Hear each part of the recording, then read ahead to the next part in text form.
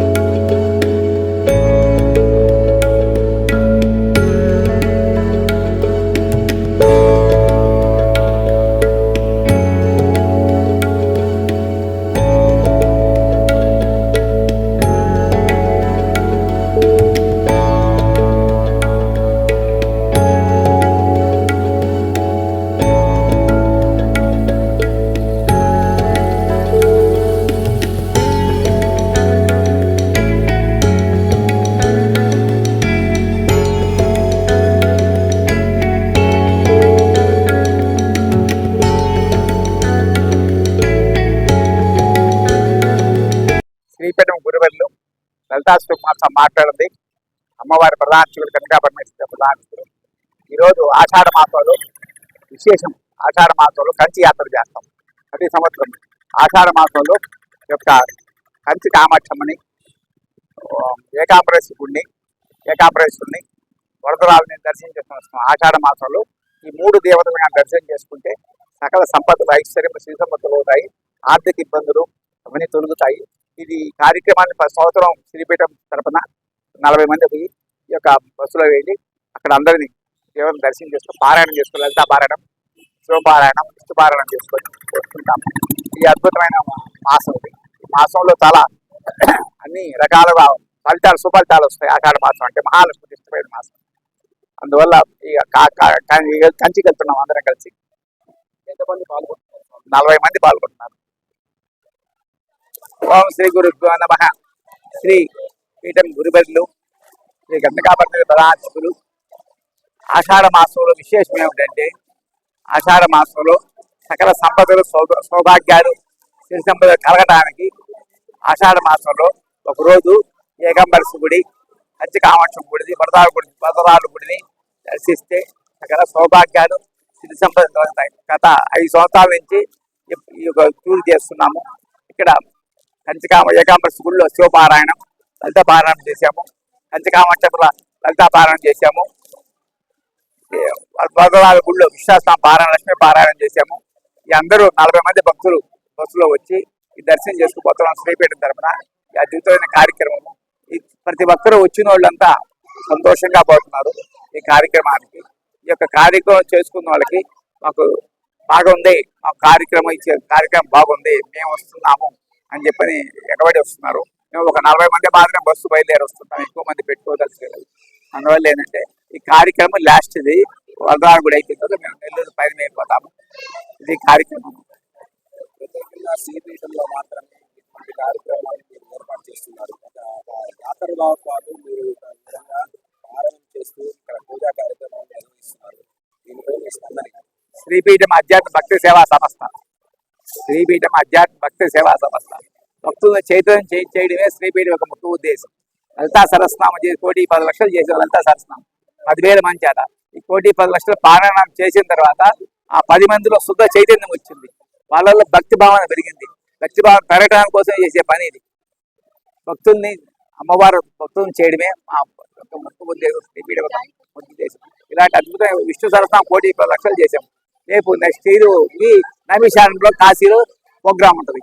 నైమిషారణ్యం చదివించి మహామనాథం ఓపెన్ చేస్తాం. Next year మేలో చేస్తాం. అది ఆ కార్యక్రమం. ఇది కార్యక్రమాలు చేస్తుంటాము. ప్రతి కార్తీక మాసంలో శివలింగాల పూజలు చేస్తుంటాము. ప్రతి పౌర్ణమికి చెడ్డి బొమ్మ రుద్రాభిషేకాలు చేస్తుంటాము.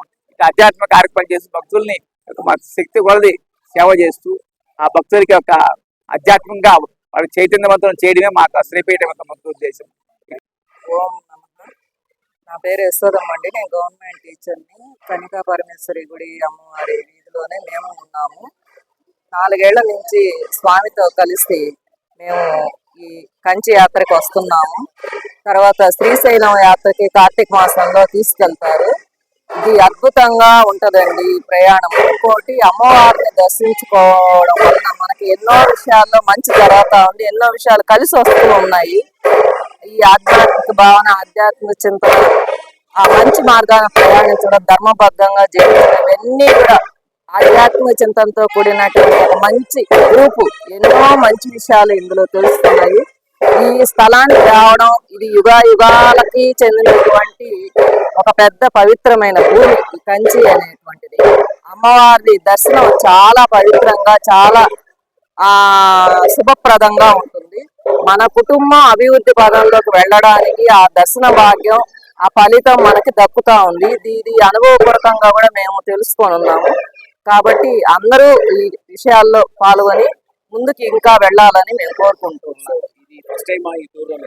నేను సార్ థర్డ్ టైం సార్. స్వామి వాళ్ళతో రావటం థర్డ్ టైం. మేము ఫ్యామిలీ పరంగా 2-3 సార్లు వచ్చిన్నాము.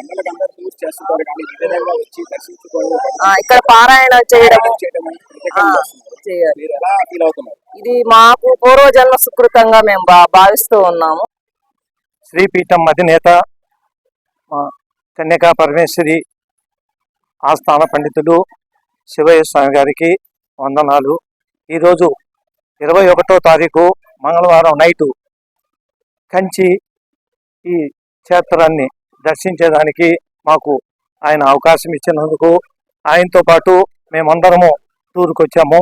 ఇక్కడ ఆనందంగా లలితా పారాయణము, విష్ణు పారాయణము అన్నీ సక్రమంగా చేసి ఆయన ఆశీర్వాదాలు మాకు కలగజేసినందుకు ఆయనకు ధన్యవాదాలు తెలుపుకుంటాం.